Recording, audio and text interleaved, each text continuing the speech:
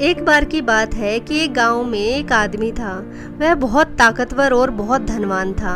उसके पास बहुत पैसे थे, इसलिए उसको अपने पैसे का बहुत घमंड था। पर उसका स्वभाव ऐसा था कि वह जरा सी बात पर गुस्सा हो जाता और किसी को भी कुछ भी बोल देता। ना बड़ा देखता था, ना छोटा देखता था, किसी की भी कहीं पर भी बेइज्जती कर देता। पर एक बार उस गांव में एक साधु आए। उनकी आंखों में तेज था, चेहरे पर मुस्कान थी, पर थके हुए लग रहे थे। उन्होंने उस आदमी से पूछा कि क्या वह 2-3 दिन के लिए इस गांव में रह सकता है। पर वो आदमी उस साधु की बेइज्जती करते हुए बोला कि तुम जैसे फकीर यहाँ कुछ दिन मुफ्त का खाओगे और चले जाओगे। चलो हटो यहाँ से, कोई और जगह ढूंढो। गांव वाले सब देख रहे थे, पर सब चुप थे, शर्मिंदा थे।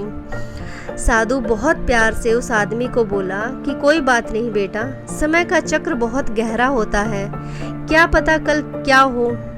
और वो वहां से चला गया। कुछ समय के बाद उस धनवान आदमी का कारोबार डूबने लगा, सब खत्म हो गया। सब सगे संबंधी, दोस्त सब दूर होने लगे। और एक दिन ऐसा भी आया कि उसको अपना घर भी बेचना पड़ा।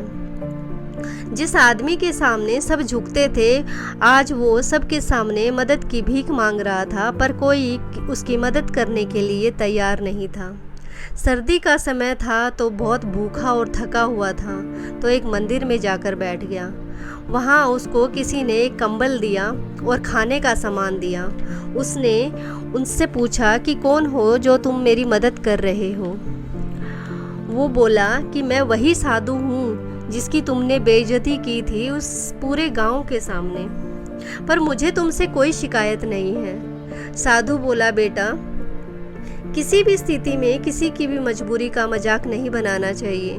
तब तुम शक्तिशाली थे, पर तुम भूल गए कि समय से शक्तिशाली कोई नहीं होता। समय सबका बदलता है, जो शिखर पर हैं वो भी कभी जमीन पर आ सकते हैं। इंसान की पहचान धन और शक्ति से नहीं, उसके व्यवहार से होती है।